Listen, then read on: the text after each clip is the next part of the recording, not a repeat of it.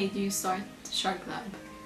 The Sharklab was started in 2008 after a conversation with a fellow diver, Andre, who lives in Bosnia-Herzegovina, and we were talking about marine life and conservation and other marine related things, and we got into the conversation of sharks. And I'd recently moved to Malta, and we talked about sharks in the Mediterranean. He was living off the coast of the Adriatic, and we talked about sharks in the Adriatic, and we kind of came across this idea of trying to build some sort of network of information to look at different species of sharks, what was happening with them in different places around the world. And that's basically how Sharklab started. So he kicked off Sharklab within the Adriatic, and I started it here in Malta. And how many active members are there in Sharklab? Here in Malta there are just under 100 members who are subscribed. Active wise it ranges between 25 to 30 regular participants. In Bosnia-Herzegovina the setup is slightly different because it's more of a university laboratory based team of Sharklab, and it comprises of around about 20 students as well as Andre, doing different aspects of research but mainly laboratory based rather than out in the field like we're doing here in Malta. It's much more scientifically based as opposed to, we're much more educational and awareness with obviously research tied into it, and their focus is much more research based and then taking that research and then publishing papers to develop better understanding of different species. And you send them information from we share information between the two organisations, and over the time I've obviously come to the understanding that one of our weaknesses here in Malta is the scientific side, and in Bosnia it's obviously one of their strengths, and their education and awareness side is their weaker side. So we share ideas and build ourselves up, so I'm trying to balance the organisation throughout. But we actually work as almost like independent organisations under an umbrella, and the umbrella is Sharklab International, then we have Sharklab Adria, Sharklab Malta, for example. Who is Sharklab's target audience? It's basically anybody and everybody who wants to hear it.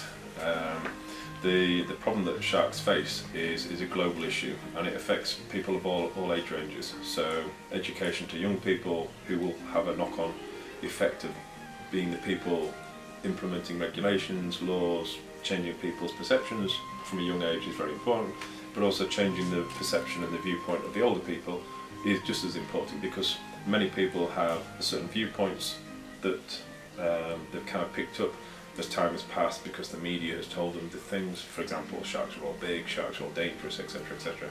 So there's a lot of misconceptions and myths around sharks. So a lot of what we do is aimed at a very, very broad audience.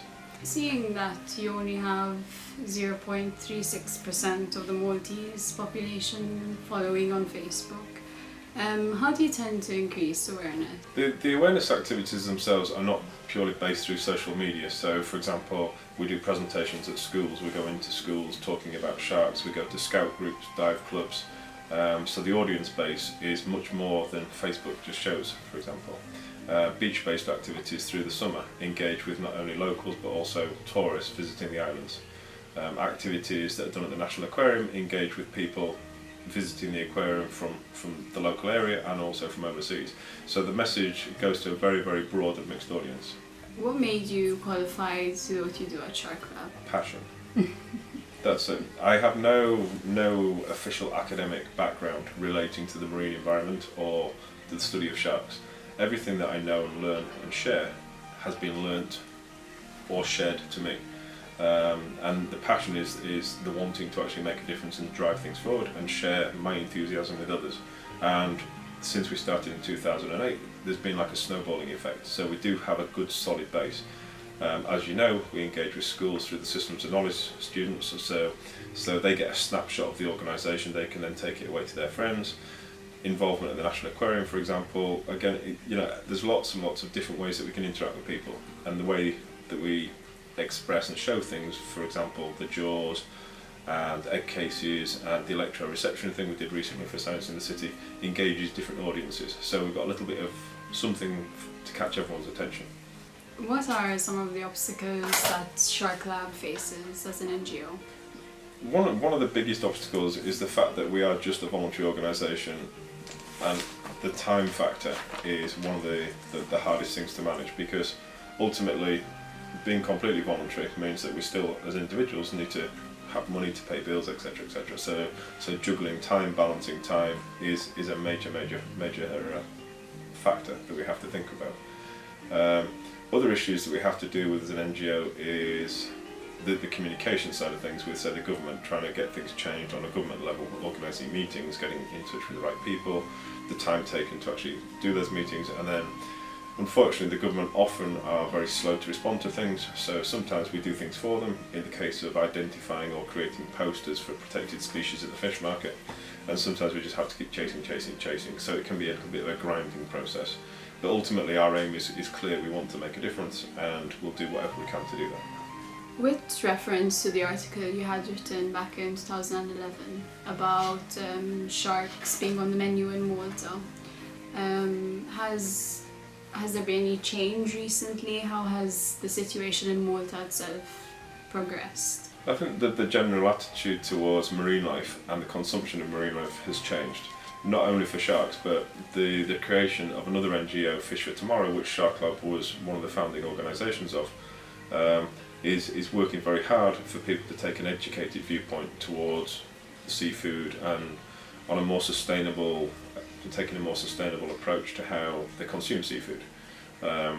Sharks, skates, rays, which are all readily consumed, probably day in, day out, certainly month in, month out, year by year, obviously have different issues relating to them. For example, reproductive strategies mean that they're slow to mature. The numbers that can be regenerated over a given period of time is much smaller than bony fish.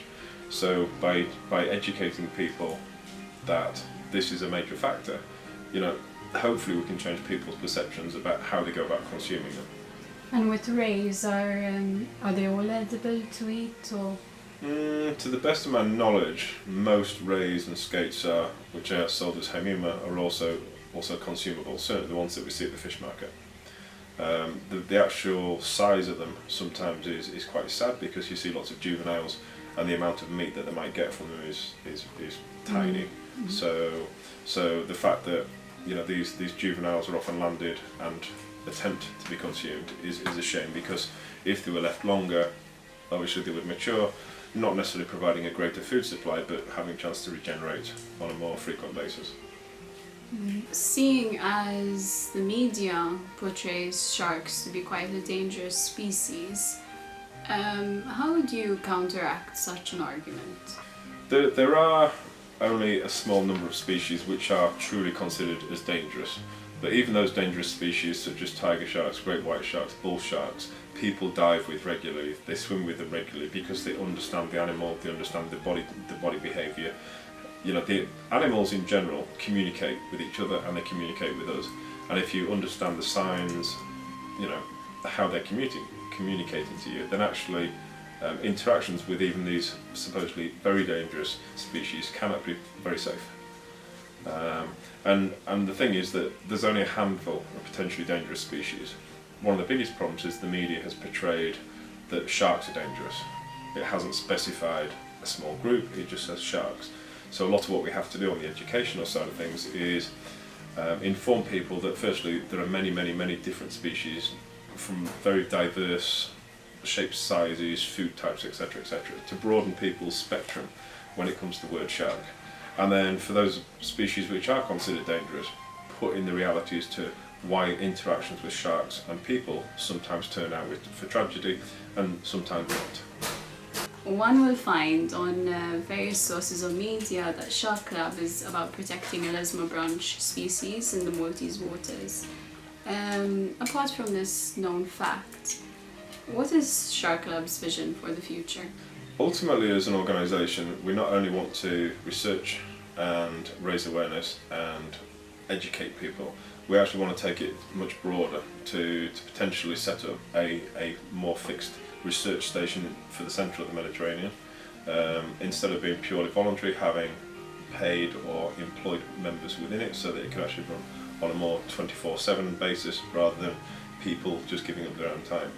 And I think progression-wise, if we were able to get a facility where we can bring people along, locals and from overseas, to do some serious scientific studies, we'll make some big inroads in better understanding the position and the state of sharks, skates and rays around the islands. And how is this vision different from the one you had back in 2008? It's just become more real.